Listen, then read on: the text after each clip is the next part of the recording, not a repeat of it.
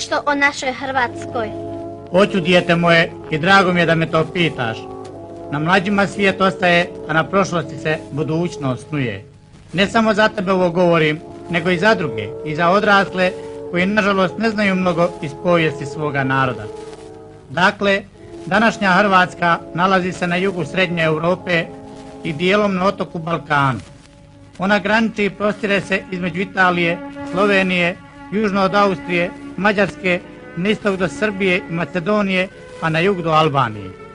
Nalazi se, kako čuješ, od Trsta do Beograda, od Jadranskog mora do Drine, sa Sandžak pokrajinom, te od Mure, Drave, grada Subotice do Budve ispod Kotora. Hrvatske su pokrajine Istra, Hrvatsko primorje, Gorski Kotar i Žumberak, Kordun, Gacka, Lika i Krbava, Dalmacija i svi otoci na Jadranu, Bosna i Hercegovina sa Sandžakom, Međimurje, Zagorje, Podravina, Moslavina, Slavonija, Srem, Banat i Bačka. Sve je to, dijete moje, naša Hrvatska domovina, naša draga i sveta Hrvatska. Mi moramo svakome i svagdje kazati da smo Hrvati, narod Hrvatske, a ne naglašavati pokrajinska imena i ne dao Bog mijenjati to ime i uzimati drugo ili tuđe. Dida, a koliko je star hrvatski narod i od kuda je došao u današnju svoju domovinu? Narod je vrlo stari narod. Ime Hrvati i Hrvatska zapisano je i spominje se od davnih vremena. Hrvatsko ime je staro preko 3000 godina. Hrvati su poseban narod starodrevnog vremena kao Kinezi, Perzijanci, Babilonci, Asirci, Židovi, Arapi, Egipćani, Grci, Rimljani i drugi stari narodi. U početku su Hrvati živjeli u Maloj Aziji ispod gorja Zagros, u ravnicama rijeka Eufrata i Tigrisa, u Mezopotamiji, pa kasnije na visoravni južnog Afganistana, jugoistočno od Irana, Perzije. Perzijski vjerski pisac Zaratustra, Zoroaster, preko 1000 godina prije Kristova rođenja, piše u svetoj knjizi Avesta o zemlji i državi Arahuvatija i o narodu Arahuvati ili Harahuvati. A to je isto što i Hrvatska i Hrvati. I danas svaki narod izgovara i piše na svom jeziku drugačije vlastita imena zemalja, gradova, rijeka, gora, mora i naroda, a kamoli ne u ona davna vremena kada nije bilo ni pravoga pisma, a vrlo mali broj ljudi znao je pisati. Osim toga, teško je bilo sačuvati pravo i točno zapisana imena do današnjega dana. Ime Hrvat uklesano je na kamenom spomeniku asijskog kralja Tukulti Palesara III. Godine 728. prije Krista. Na tom spomeniku govori se o ratu s Hrvatima, u kom da je poginulo i da je on pobio mnogo ratnika naroda Arakvutu, Arahuvata i u robstvo odveo 60.500 hrvatskih ratnika sa svim njihovim oružjem, imanjem, blagom, konjima, stokom i obiteljima. To znači, moje dijete, da je u ono pradavno doba hrvatski narod bio veliki i mnogobrojan narod, a država Hrvata sa vojskom više od 300.000 ratnika. Iz vremena perzijskog kralja Darija oko 510. godine prije Krista spomenika u Afganistanu s natpisima Harahuvati i Harahuvatija. Još i danas jedan od najvećih gradova Afganistana nosi po Hrvatima ime Herat, to jest Hrvat, i leži na rijeci Hari, a druge rijeke Mura, Gab, Harut, Hilmand, te mjesta Marijan, Maruf i pokrajine sa završetkom na stan imaju isti izgovor, nazive i značenje kao i na hrvatskom jeziku. Oko 200 godina poslije Krista doselio se dio Hrvata iz Afganistana u krajeve oko Azovskog mora i rijeke Dona. U pismohrani ili arhivi staroga grada Tanais, kako su Grci pisali Don, Donais, Tonais, Patanais, zapisani su grčkim pismom Arhonti, to jest poglavari naroda Horoatos, Horovatos, to jest Hrvata. U 4. stoljeću poslije Krista naselili su se Hrvati iza Karpata oko rijeka Visle, Odre, Pruta i Dnjestra u današnjoj jugoistočnoj Poljskoj, na dijelu Češke, Slovačke, Galicije, Ukrajine i Pruske, a hrvatski glavni grad u Zakarpatskoj državi zvao se Hrvat, današnji Krakov, a država se zvala Bijelo-Horvatoji, Bijela Velika Hrvatska. U početku 7. stoljeća poziva Hrvate bizantijski car Heraklije, koji je vladao od 610. do 641. godine, car Istočnog Rimskog carstva, poziva ih u pomoć protiv Avara i drugih napadača. Tada dio Hrvata na čelu s petero braće, Klukas, Lobel, Kosenc, Muhlo i Hrvat, i dvije sestre Tuga i Buga, krenu u pomoć caru Herakliju. Pobijedili su Avare u Panoniji, Iliriku, Dalmaciji i Macedoniji i protjerali od opsjednutoga Carigrada. Tada su Hrvati preko Grčke stigli čak na otok Kretu, gdje još i danas ima mjesto koje nosi ime Hrvat, a takvi naziva Hrvat imaju mjesta kraj Grčke, Atene i u Macedoniji. Ugovorom i po zapovjedi bizantijskog cara zaposjednu Hrvati cijeli Ilirik, Dalmaciju i Panoniju, to je zemlje od granice Italije i Austrije, Mure i Drave do grada Valone i rijeke Mat u Albaniji, te sve otoke na Jadranu, a time i vlast na Jadranu, pa sve do Drine i granica Macedonije. Bizantski car i povijesni car Konstantin Porfirogenes piše to u svojoj knjizi De Administrando Imperio. Tako Hrvati naseliše i žive u današnjoj Hrvatskoj otprilike od 620. godine poslije Krista. Zamoljeni da dođu ugovorom i zapovjedi carevom, došli su pomoći, spasiti, zaposjesti te zemlje. Došli braniti i nikako napadati ikoga. Ponos Hrvatske, branili su uvijek zapad i istok, izvršavali svoju misiju. Dida, a što je bilo sa onima Hrvatima koji su ostali u Bijeloj Hrvatskoj iza Karpata? Oni su živjeli tamo, ali su bili mnogo slabiji i malobrojniji nakon odlaska onoga dijela Hrvata u pomoć bizantskom caru, te u borbama s raznim narodima Gota, Slovena i drugi izginuli su, a koji su ostali na životu stopiše se najviše s Poljacima i Slovacima. Još u 10. stoljeću čulo se o posljednjem hrvatskom kralu Slovenu u današnjoj Poljskoj.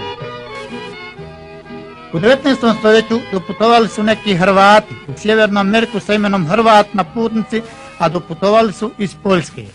Još i danas ima porodica u Krakovu, u Poljskoj, koje se osjećaju i zovu Hrvatima. Kako su putovali preko Slovačke i Mađarske u današnju Hrvatsku, mora nam biti jasno radi mnogi koji imaju nazive i prezimena Horvat u Slovačkoj i Mađarskoj. Djeda, kako su živjeli Hrvati u novoj domovini? I kako se zvao hrvatski vladar? U novoj domovini imali su Hrvati puno muke i posla da upokore ostatke Avara i njihovih suradnika Moro Vlaha, Romana i drugih, i da urede svoju novu domovinu. No, oni to brzo učiniše. Svoga vladara zvali su oduvijek kralj, a njegove pomoćnike ban i župan, a za važne i velike poslove održavali su stanke ili sabore, na kojima je narod s kraljem, banima i županima odlučivao što i kako će se raditi. Prvi kralj u novoj hrvatskoj postojbini bio je Klukas, a njega je naslijedio Porga od 635. do 660. godine. U Hrvatskoj je bio običaj i vladalo pravo da kralja naslijedi najstariji član kraljevske porodice, to je roda, to se zvalo pravo starijeg seniorata, a ne primogenitura, pravo prvorođenca, kako je pravo bilo kod drugih naroda da na vlasti naslijedi najstariji sin.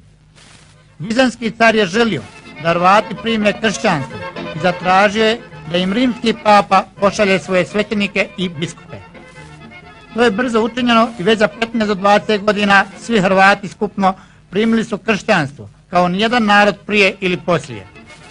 O svemu tome i drugo, dite moje, što želiš znati, pišu stare hrvatske povijesne knjige.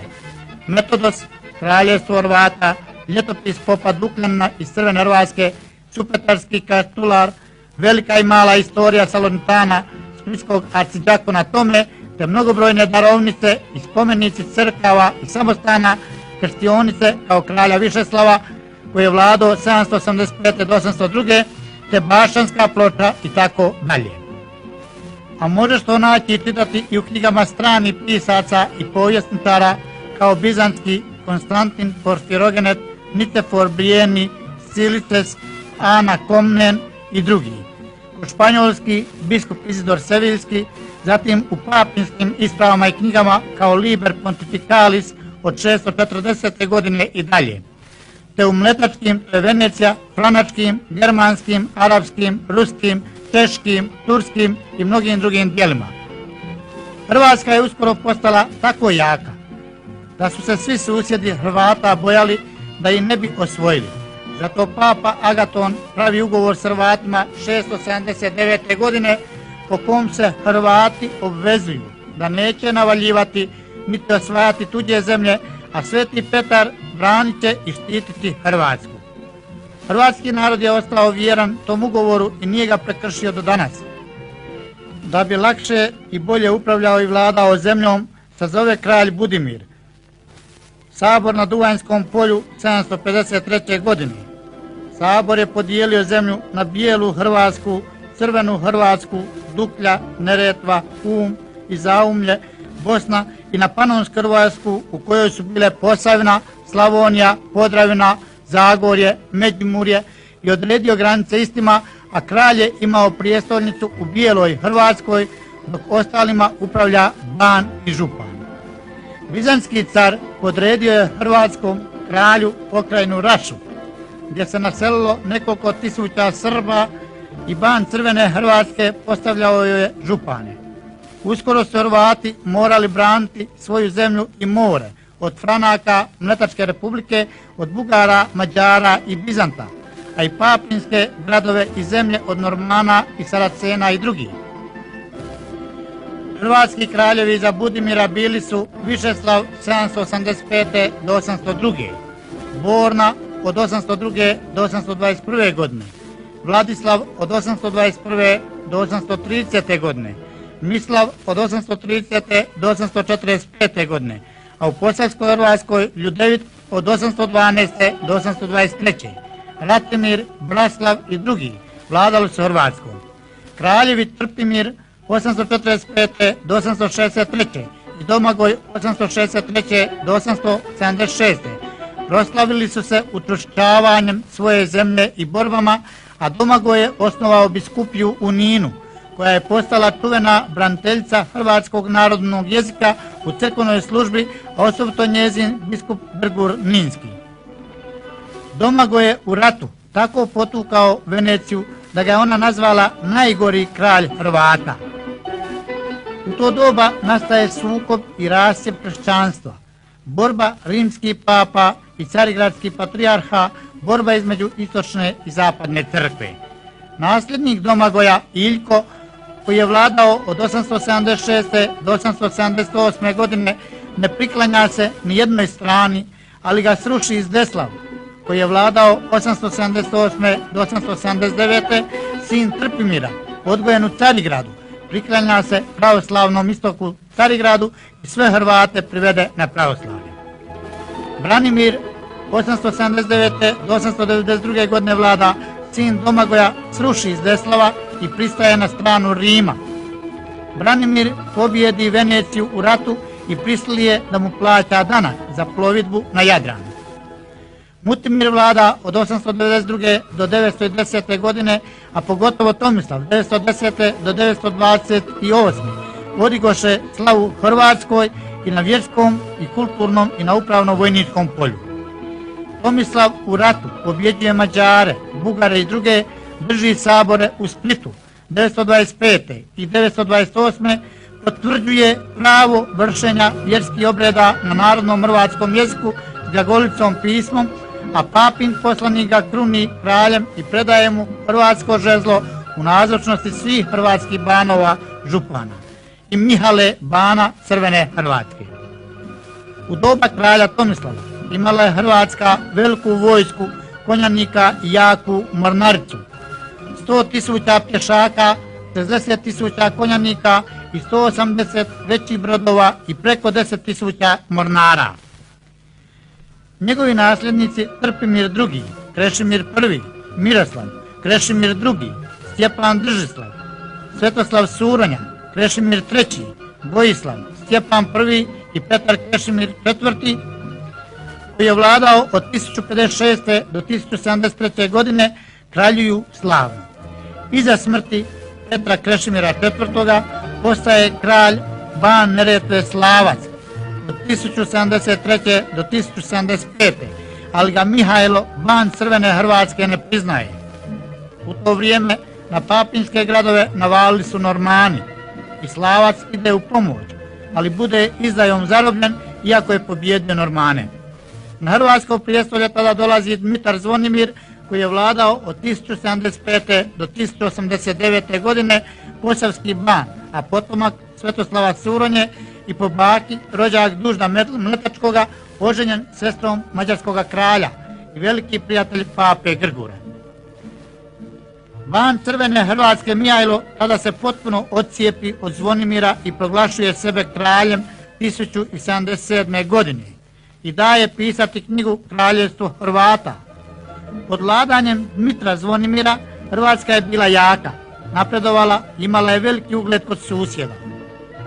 On je izgradio biskupiju u Kninu, držao sabor na Kninskom polju, dao darovnicu crkvi Svete Lucije u Baški na otoku Krku, što je i uklesano na ploči zvanoj Bašanska ploča, na kojoj piše kako je to darovao Zvonimir kralj Hrvatski.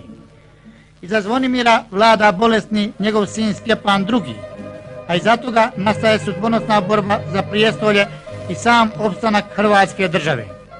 Jelena Lijepa, udovica Zvonimira, hoće dovesti na hrvatsko prijestolje svoga brata Ladislava, kralja Mađarske. Hrvati izabiru Petra Svačića, dok Bodin, kralj Crvene Hrvatske, prisvaja sebi Bosnu i ne priznaje nikoga. Mađari uz pomoć Venecije navale i potuku Petra Svačića na gori Gvozdu, Petrova gora, 1097. godine, tada i tako poginu posljednji kralj Hrvatske narodne krvi. Hrvati moraju potpisati ugovor s Mađarskom, Akta konventa 1102. godine. Po tom ugovoru Hrvatska ostaje suverena posebna kraljevina, ima svoga bana, vojsku i novac, ali mora priznati mađarskoga kralja svojim kraljem i on mora biti krunjen krunom hrvatskoga kralja u Hrvatskoj prijestolnici. Tim nesretnim ugovorom Hrvatska ulazi u takozvanu personalnu uniju sa Mađarskom.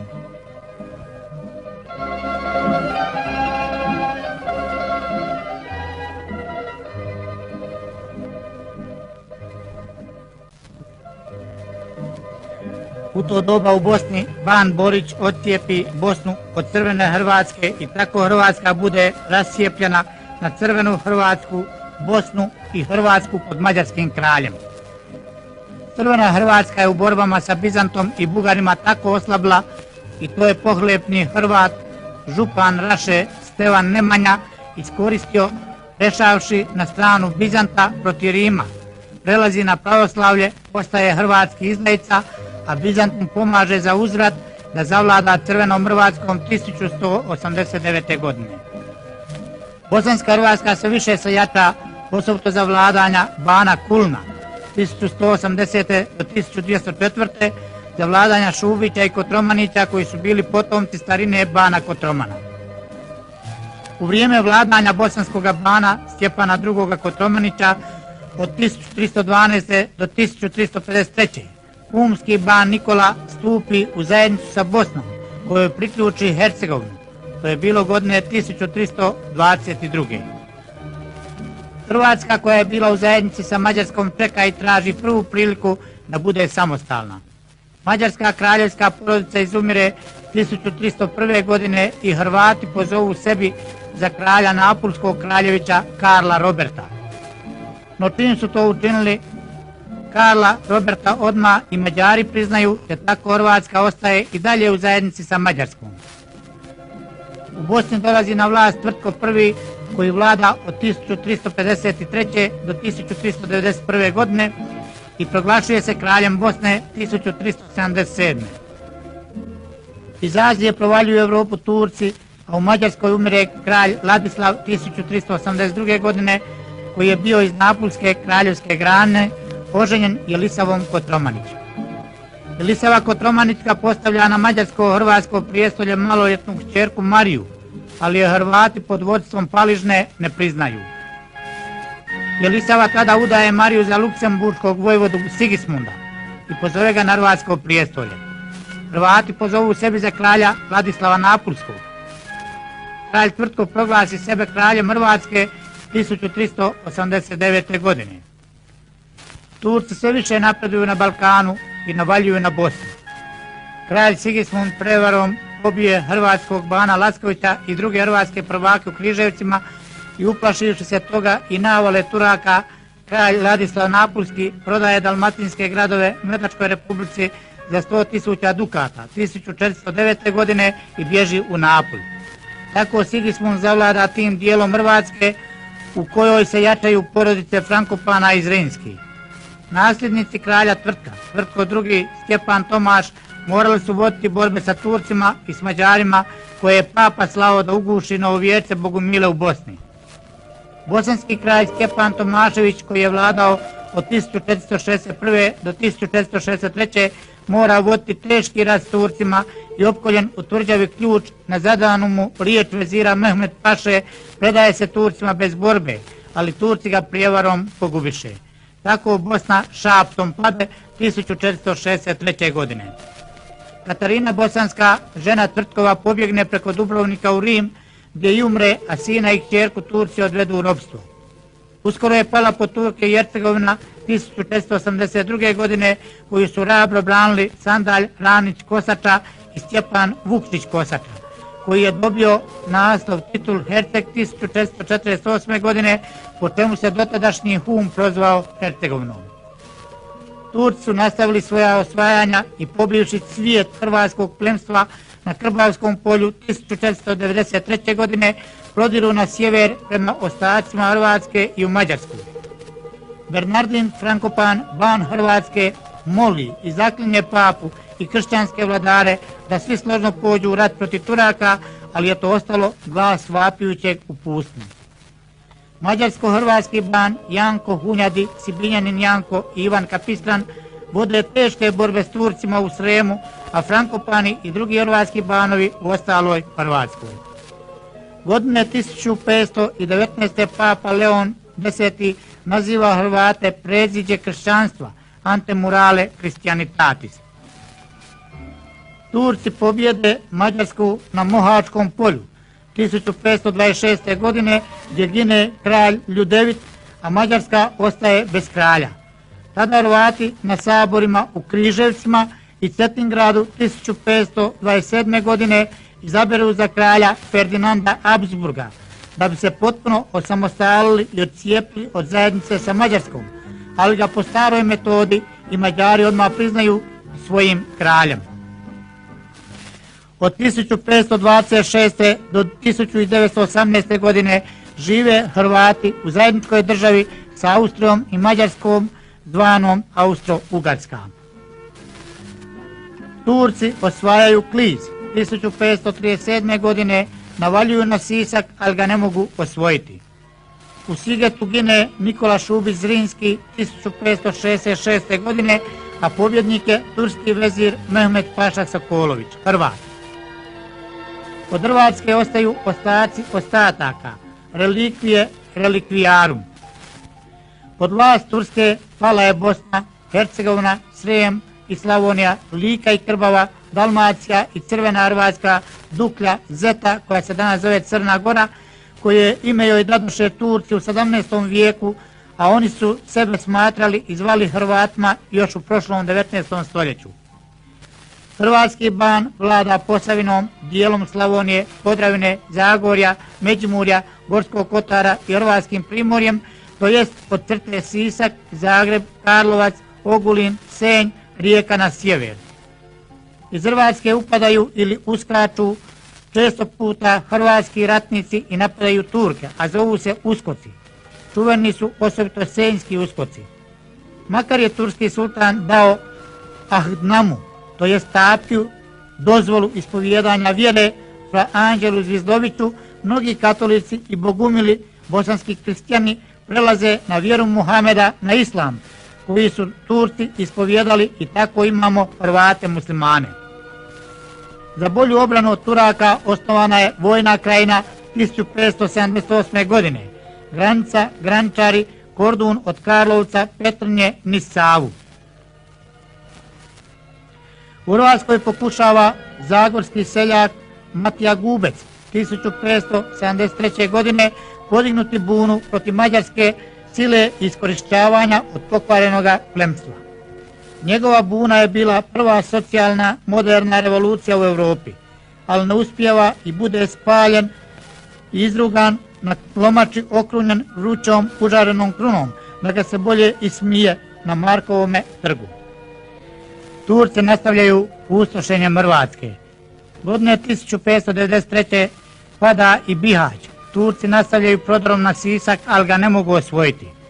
Uza sve zlo Hrvatska ima vremena rješavati i unutarnja pitanja i na svom saboru 1629. godine uvodi posebni zakon za pravoslavce zvan Statuta Valakorum. Tada su pravoslavci Hrvatske pod vodstvom vladike Mijakića, Zoričića i drugih bili vjerni i pravi sinovi Hrvatske i njezini banova Zrinski i Frankopana, koji urotom nastoje spasti i osloboditi Hrvatsku pomoću Turske i znanjem Francuske, ali je njihova urota otkrivena i u Bečkom Novom Mjestu 1671.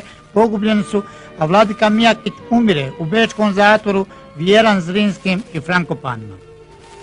Turci prodiru dalje u Europu i opkoljavaju Beč godine 1683. ali budu potučeni i povlače se u Bosnu. Turci odvode u ropstvo tisuće i tisuće hrvatskog življa, osobito iz Bosne i Hercegovine, bosansko-hercegovačko roblje. I mnogi hrvatski sinovi bili su i prije i tada u službi Turske, paše i veziri, a i dalje su se potpisivali i priznavali Hrvatima, kao na primjer Hrvat Mahmud Paša, Hrvat Sijavuš Paša, Hrvat vezir Mehmed Beg Sokolović, Hrvat Hasan Paša Predojević i mnogi drugi.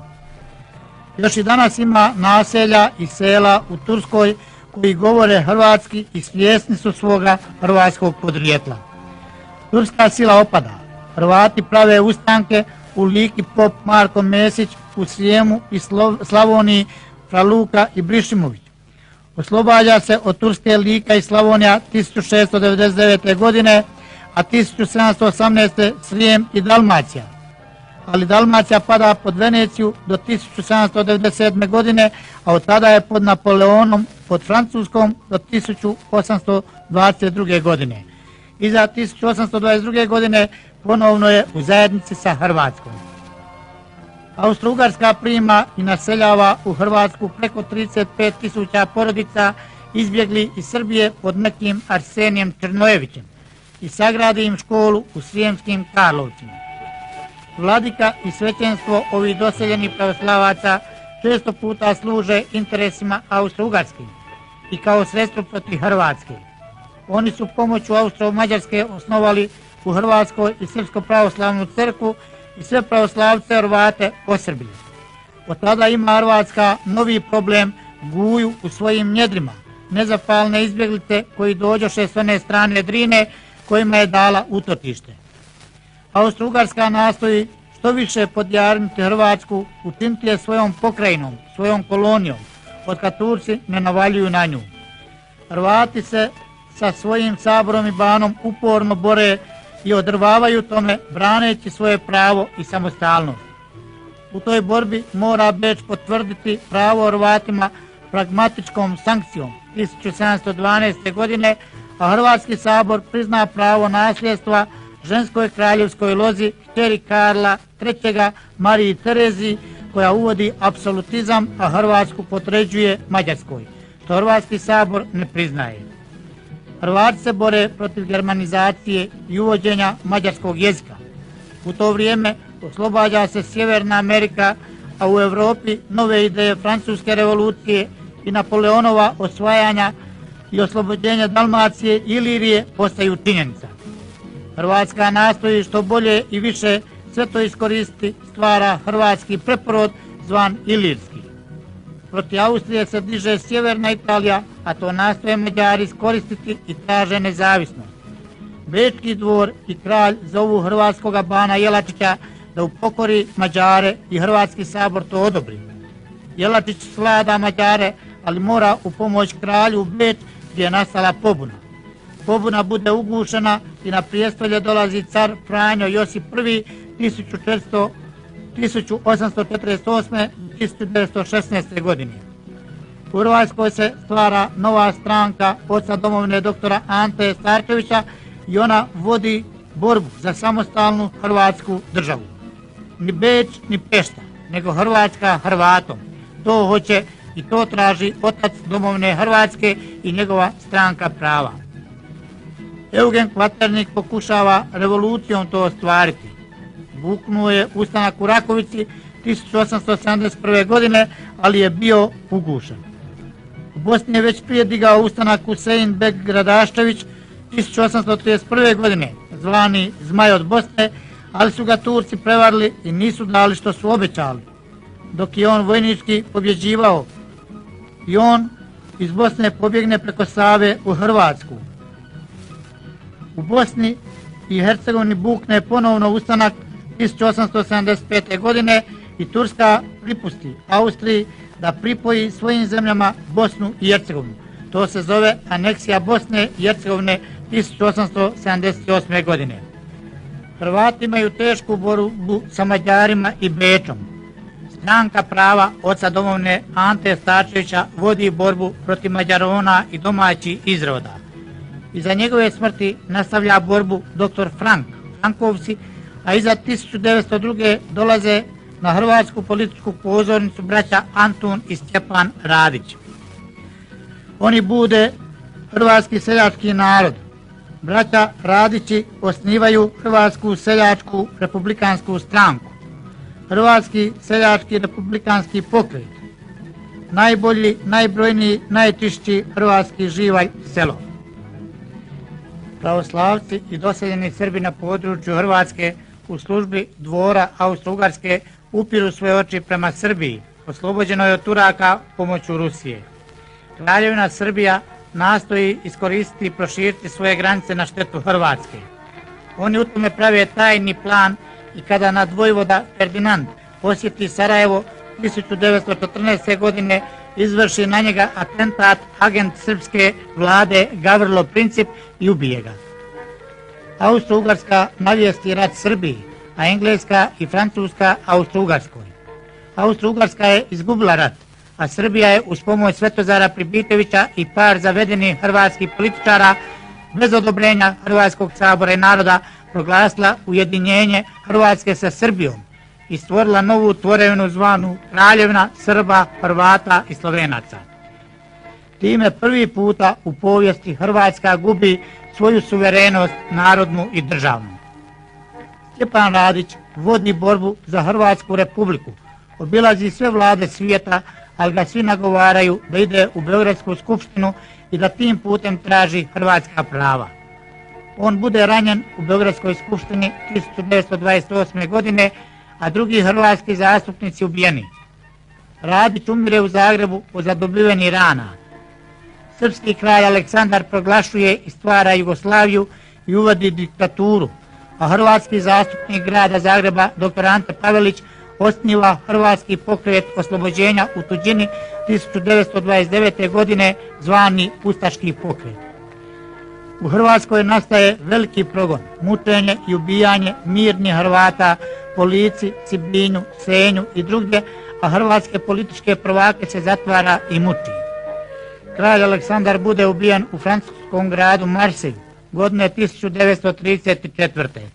Dr. Maček sa nekoliko političkih zatvorenika bude pušten iz tamnice na slobodu. On mirnim putem nastoji stvoriti sporazum sa Srbijom 1939. godine, ali tamnice Jugoslavije se sve više pune Hrvatima. Njemačka i Italija ulaze u rat, a hrvatski narod proglašuje nezavisnu državu Hrvatsku 10. travnja 1941. godine. Nezavisna država Hrvatska traje pune 4 godine sa svojim vladarom doktorom Antom Pavelićem. Tako Hrvatska ponovo nakon 20 godina postaje nosioc svoje suverenosti. Kroz 4 godine Hrvatska se brani od srpskih četnika i komunističkih odreda partizana na jednoj strani, te talijanskih i njemačkih vojničkih političkih sila i namjera na drugoj strani. U želji da što brže i lakše pobjede Njemačku, Italiju i Japan i završe Drugi svjetski rat, saveznici zaključe u Jalti 1945. godine podijeliti interesna područja i Hrvatska bude prepuštena interesnoj sferi Rusije Staljina, to komunizma, a kompartija na čelu sa Titom stvara komunističku državu zvanu Federativna socijalistička republika Jugoslavija i ne prihvaća prijedlog i traženje tajnika komunističke partije Hrvatske Andrije Hebranga da se stvore posebne komunističke države Slovenija, Hrvatska, Srbija i Macedonija. Tako je Hrvatska ponovo u zajednici s drugim narodima, a ne zasebna samostalna država. Hrvatski narod i dalje na osnovu i Božjega, naravnoga i svoga narodnoga prava, te na osnovu povelje Ujedinjenih nacija o pravu samoodređenja naroda traži i bori se za obnovu i uspostavu svoje samostalne i od nikoga zavisne države.